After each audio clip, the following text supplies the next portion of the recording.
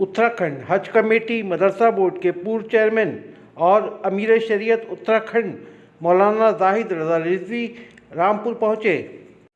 Media से बात करते हुए यूसीसी उत्तराखंड में लागू होने पर कहा कि उत्तराखंड के मुख्यमंत्री द्वारा ये कदम जल्दबाजी में उठाया गया है और ऐसा कोई भी कानून जो कुरान के, हदीस के, शरीयत के खिलाफ हो, हम उसकी मुखालफत करते हैं। वहीं ज्ञानवापी मामले को भी गलत बताया और ये सारा मामला सियासत से जुड़ा हुआ बताया। गुजरात एटीएस द्वारा गिरफ्तार किए गए मुफ्ती सलमान अजहरी की गिरफ्तारी को गलत बताया और कहा कि उनकी रिहाई होना चाहिए, गिरफ्तारी की कोई वजह नहीं थी।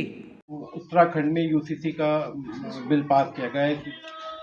देखिए, मैं चूँकि उत्तराखंड का बाशिंदा भी हूँ और आज विधानसभा में वो बिल पेश कर दिया गया है, मैं इसको वहाँ की हुकूमत और ख़ास तौर पर अपने वज़ीर आला का जल्दबाजी में लिया हुआ एक कदम समझता हूँ।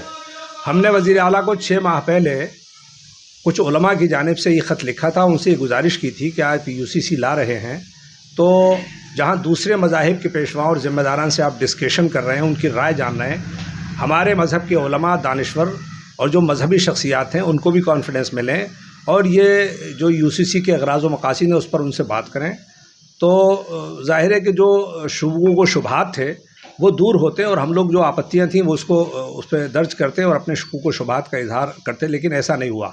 दूसरे मज़ाहिब के लोगों से वो जो कमेटी उन्होंने गठित की थी उनसे बात भी की, उनके पास गए भी लोग, लेकिन मुस्लिम दानिश्वर से, उलमा से कोई डिस्कशन नहीं, कोई विचार विमर्श नहीं और कोई बात नहीं की गई। यूसीसी ज़ाहिर है कि हिंदुस्तान बहुत बड़ा मुल्क है, मुख्तलिफ़ सूबे हैं, इससे पहले गोवा में भी नाफिज है, लेकिन हमारा ये कहना है कि आज तक आज़ादी के 75 वर्ष होने जा रहे हैं, मुल्क सेहत और सलामती और अमन व आफ़ियत के साथ चल रहा है, तो मैं नहीं समझता कि एक नई चीज़ पैदा करना और यकसा सिविल कोड, अच्छा इस यकसा सिविल कोड से न सिर्फ मुसलमानों को नुकसानात है बल्कि बहुत सी अक़वाम ने, बहुत से अदियान के मानने वालों ने इस पर ऑब्जेक्शन किया है। आदिवासी और इसके बाद सिख कम्युनिटी, क्रिश्चियन हैं, उन तमाम लोगों को भी इस पर ऑब्जेक्शन है। और दूसरी बात यह है कि हमारा वाज़े ये मौक़िफ़ है हमारे उलमा का, हमारे दानिश्वरों का, कि जो चीज़ कुरान और हदीस से टकराएगी वो हमें कतन मानने नहीं है और हम सख्ती के साथ उसकी मुखालफत करते हैं। ऐसा कोई कानून जो कुरान के ख़िलाफ़ हो, हदीस के ख़िलाफ़ हो और शरीयत मुतहरा के ख़िलाफ़ हो, हम ऐसे तमाम कवानीन की मुखालफत करते हैं और किसी भी शक्ल व सूरत में हमें वो कवानीन एक्सेप्ट नहीं है। ज्ञानवापी मस्जिद पर फैसला आने के बाद हिंदू लोग वहाँ पे पूजा के लिए भी जा रहे हैं, लाखों लेकर, क्या कह रहे हैं? मुल्क कानून से चलता है और चलेगा, आइन से चलेगा, संविधान के चलेगा।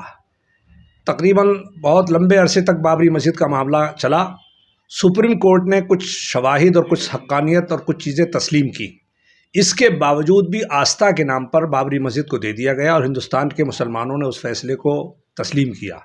तमाम चीज़ें वो तस्लीम की कोर्ट ने कि यहाँ मूर्तियाँ रखी गई रात के अंधेरे में, ताला खोलना गलत, 1949 तक वहाँ इबादत होती रही, ये तमाम चीज़ें एक्सेप्ट की, मंदिर तोड़कर मस्जिद नहीं बनाई गई, ये सारी चीज़ें सुप्रीम कोर्ट ने माना, मगर इसके बावजूद आस्था की बुनियाद पर बाबरी मस्जिद दे दी। मुसलमानों ने सब्र किया, तहम्मुल किया और कोर्ट के फ़ैसले पर, अदालत उज़्मा के फ़ैसले पर यकीन किया और सब्र से काम लिया और बिल्कुल इफ़बट नहीं की। उसके बाद दूसरी चीज़ शुरू हो गई ज्ञानवापी की। सिर्फ सर्वे के आधार पर इसको तस्लीम कर लेना और इतनी उजलत से कि अगर उस सर्वे के आधार पर 7 दिन का ये फ़ैसला किया गया कि 7 दिन में पूजा की जाए, तो बहुत से मामलात में तो 2-2, 3-3, 4-4 दिन हो जाते हैं। अभी हाल का वाक़या कि झारखंड में जो गवर्नमेंट का मामला आया तो 3 दिन में बाकायदा उसको शपथ दिलाई गई, वहाँ के वज़ीर आला को 3 दिन मामला लटका रहा, लेकिन जहाँ 7 दिन का फ़ैसला था वहाँ 7 घंटे के अंदर पूजा शुरू गई। इससे कहीं ना कहीं अदलिया से एतमाद उठ रहा है और वक़ार मजरूह हो रहा है। हमें यकीन है, अभी भी हमारे जामा मस्जिद कमेटी के लोग वहाँ बनारस के कोर्ट में गए हैं, हम अब भी यकीन करते हैं कि वहाँ अदालत बहुत संजीदगी से इस पर गौर करेगी और हक़ाइक़ की बुनियाद पर, शवाहिद की बुनियाद पर मैं समझता हूँ फ़ैसले किए जाएंगे। उसकी वजह है कि जो मुग़ल बादशाह हिंदुस्तान में आए थे वो तनहा नहीं आए थे, अपने साथ इस्लामी तारीख़ लेकर आए थे, उलमा को लेकर आए थे। कोई बादशाह अगर इस तरह का अमल करता तो उस वक्त के उलमा उसे रोकते, नाजायज़ व हराम करार देते। दूसरा शरई फ़ैसला ये मुसल्लम है कि किसी की गासिबाना ज़मीन पर किसी मंदिर को तोड़कर मस्जिद बनाई गई हो, गसब की गई ज़मीन पर नमाज हो ही नहीं सकती। ये उस ज़माने में भी उलमा का फ़ैसला था और आज भी मुत्तफ़क़ फ़ैसला है। तो मैं समझता हूँ ये बहुत तशवीशनाक है और ये सारा का सारा सियासी पस मंज़र है। 2024 का लोकसभा का इलेक्शन सर पे है, उसके बाद 2027 विधानसभा आएगी। ये तमाम तर चीज़ें इसकी जो पुष्ट में है, इसके जो बैकग्राउंड में है, वो पॉलिटिकल इश्यूज़ है और सियासी अगराज़ व मकासद वाबस्ता है। मुंबई में जो मुफ्ती सलमान अज़हरी है उनको गिरफ्तार किया गया है, क्या कहेंगे उस पर? मेरा देखिए ये अर्ज़ करना है कि नफ़रत भरी तकरीर, इश्तियाल अंगेज़ तकरीर का हक़ किसी को नहीं है जो मुल्क में अमन व अमान ख़राब करे, शरपसंदी पैदा करे, इश्तियाल अंगेज़ी करे। मैं दसियों मिसालें ऐसी दे सकता हूँ। हरिद्वार में धर्म संसद हुआ, जंतर मंतर पर एक बहुत बड़ा प्रोग्राम साधु संतों का हुआ, उसमें मुसलमानों को खुलेआम कत्लेआम की धमकी। हरिद्वार के धर्म संसद में 20 लाख मुसलमानों का कत्लेआम करेंगे। इस तरह बहुत से लोगों ने नफ़रत भरी स्पीच भी दी, जहरीली तकरीरें भी की, और कितने लोग आज भी नबी अकरम की शान में मुसलमानों के ख़िलाफ़ जहर अफशानी कर रहे हैं। वो उनके ख़िलाफ़ कोई कार्रवाई नहीं है। सलमान अज़हरी साहब इस्लामिक स्कॉलर हैं, एक ज़बरदस्त आलिम दीन हैं, उनकी फॉलोइंग है, उनके नाम पर मजमा बहुत बड़ी तादाद में उनको सुनने आता है।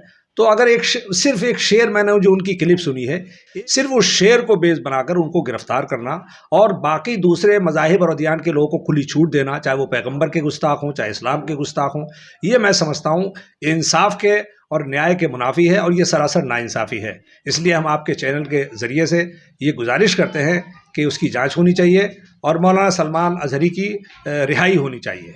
कोई ऐसी काबिल गिरफ्त और ऐसी चीज़ नहीं थी, और कानून पर अभी भी हमें यकीन है। उनको गुजरात ले जाया गया है, वहाँ उनसे पूछताछ होगी, वकला अपनी बात करेंगे, तो मैं समझता हूँ हमें इंसाफ मिलेगा। कोर्ट पर आज भी हमें पूरा यकीन है।